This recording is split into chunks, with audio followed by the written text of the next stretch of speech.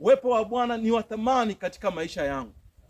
Ni mara ngapi umekaa ukafikiri ya kwamba uwepo huu wa Bwana unaweza kukusaidia wewe kuweza kuupata uzima milele? Kwa maana ya kwamba ukiwa na uwepo wa Bwana katika maisha yako, dhambi haitatajwa katika maisha yako. Kwa sababu ukiwa na uwepo wa Bwana hautaweza kutenda dhambi. Haleluya. Leo hii tunaye Roho Mtakatifu ambaye Yesu alituachia kama zawadi.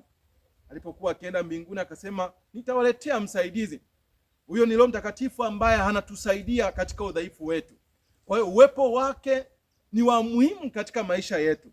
Mara ngapi umesikia sauti ya Roho Mtakatifu ikikwambia ya kwamba, mwanangu, umefanya 1, 2, 3 lakini ni kinyume cha Bwana, basi unatakiwa urejee katika njia hii. Lakini umekuwa ukisita, umekuwa na moyo mgumu kama hao wana wa Israeli, na ndio sababu ambayo inaweza kuwafanya kwamba Mungu asiwe katikati yao, au uwepo wa Bwana usiwe katikati ya wana wa Israeli, kwa sababu walikuwa na shingo ngumu, walikuwa hawatii sauti ya Mungu hao wana wa Israeli, kwa sababu walikuwa wanafuata mambo yao wenyewe. Wanaelekezwa hiki leo, lakini kesho wanafanya hiki.